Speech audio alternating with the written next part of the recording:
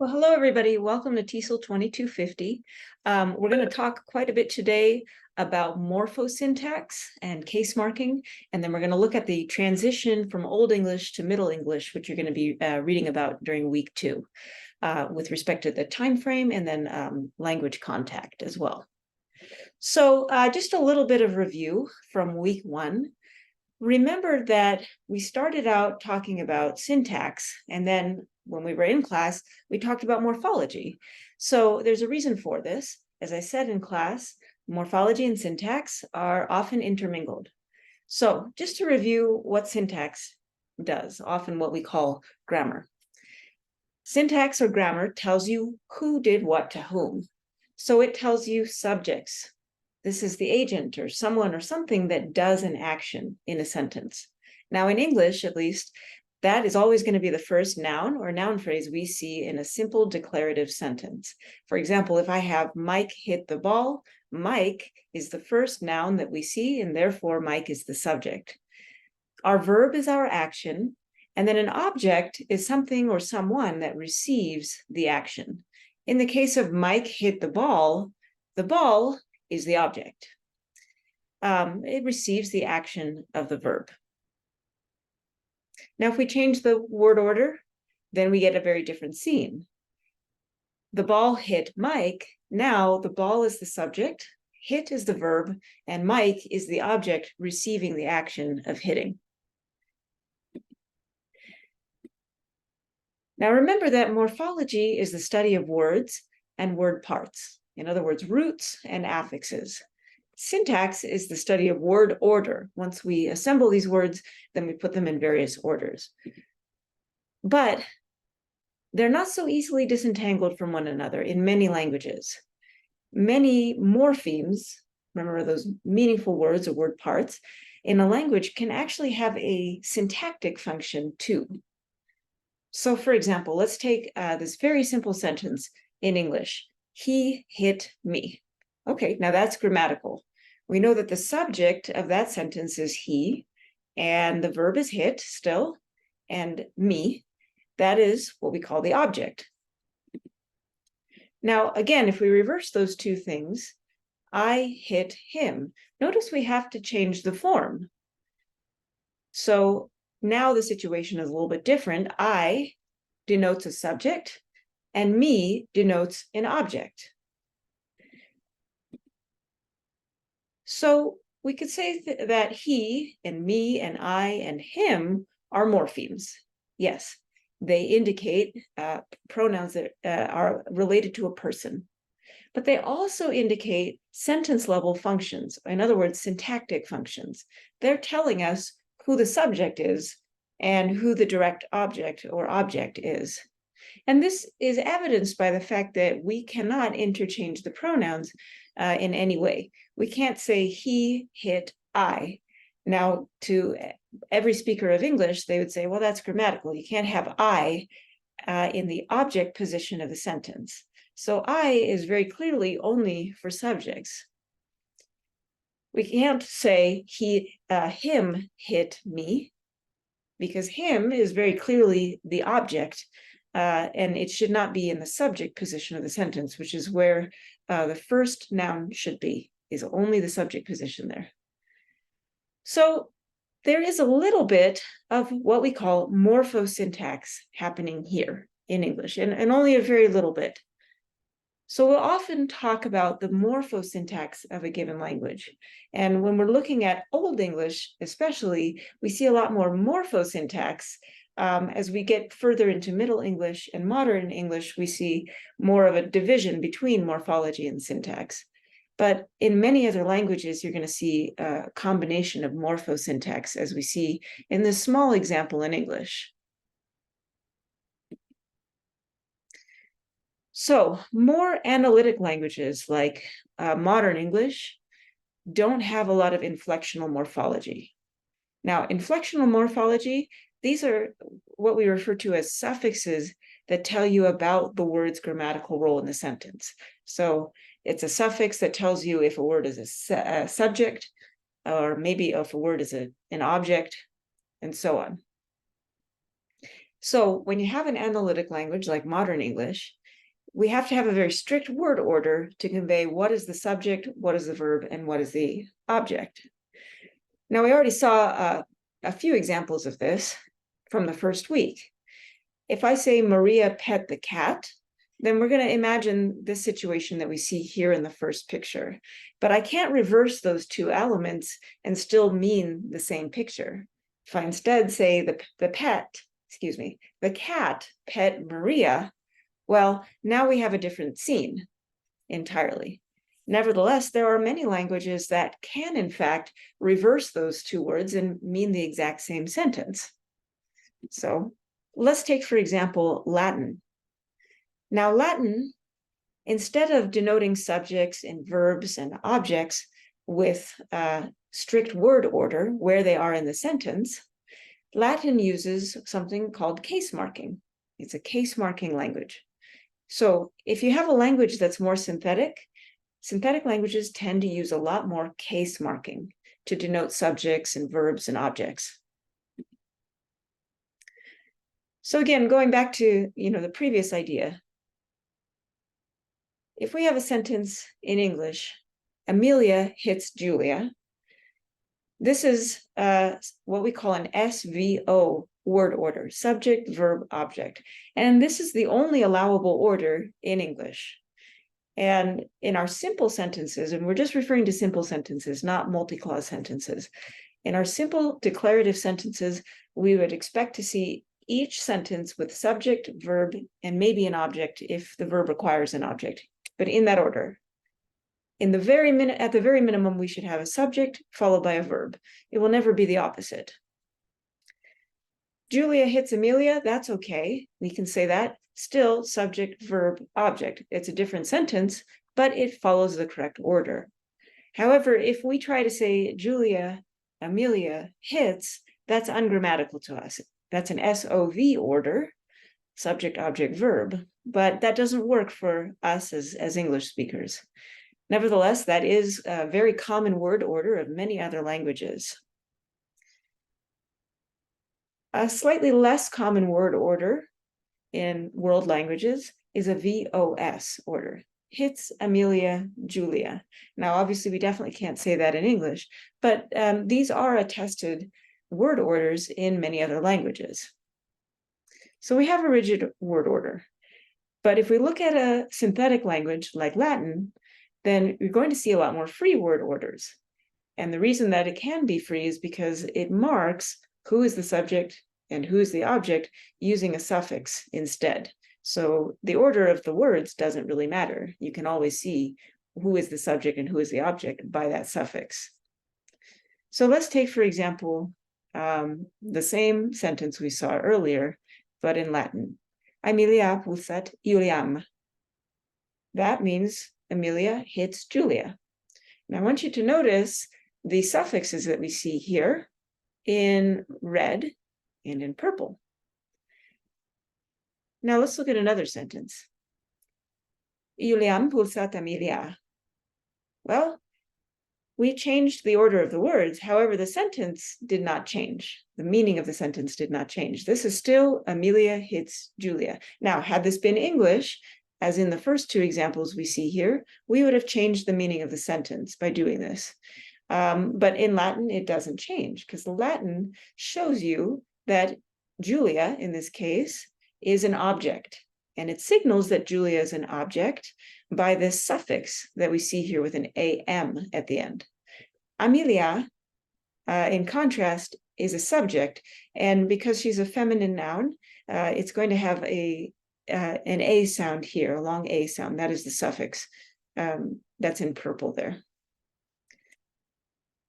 Oops, it says 1, 3, 4. That should say 1, 2, 3, but you know what I mean. I must have erased one. So similarly, pulsat Amelia Iuliam means the same thing. Amelia hits Julia. Amelia Iuliam pulsat, same thing. Iuliam Amelia pulsat, same thing. Pulsat Iuliam Amelia, same thing. Okay, so it doesn't really matter what order we put these words in because the case marking shows us what's a subject and what's an object. Now, if you have a case marking language like Latin, you don't say subject and object. Subject is instead what we call nominative case. And object, particularly what's called a direct object, which is what we see here, is what we call accusative case. Okay, so subjects equal nominative case, direct objects equal accusative case. And there are other cases too, which we'll see a little bit later. So, because of its fixed word order, English has very little case marking. We don't need to have case marking because we just need to look at the order of the sentence and then we know what is what. The only thing that we still have are a few pronouns, and this is a vestige from Old English, right? In modern English, we have he, she, they, we, and I, along with him, her, them, us, and me. And that's all we have. That's evidence of a more prolific case system that used to be used in Old English. So this is one of the biggest changes from Old English to Middle English, and then of course subsequently to modern English, that we see is the dropping of case. We start losing a lot of case and inflectional morphology from Old English to Middle English. If you have studied German, you know that German still has a very prolific case marking system that English doesn't have. And that's because of, and German, of course, is the basis of our Old English roots. And so we're seeing a lot of that drop off in Middle English. So again, that's probably the biggest change that we notice from Old English to Middle English, is that simplified morphology, less case marking, but a more rigid word order instead. We also see some standardization of various different dialects of Old English. What we commonly think of as Old English as being one language was actually multiple different languages and multiple different dialects that could kind of be mutually understood by people. But there was a lot of standardization that happened just around the year 1500. We also see a lot of silent letters crop up in Middle English spelling. And what this reflects is a pronunciation shift. So silent letters like the silent E that we have on the end of a lot of words in English, again, that is a vestige from Old English. And these pronunciation changes really started to happen from the Old English to the Mid-English period, but the spelling didn't change to reflect that, okay? Those letters used to be pronounced in Old English, but were not in Middle English and so forth.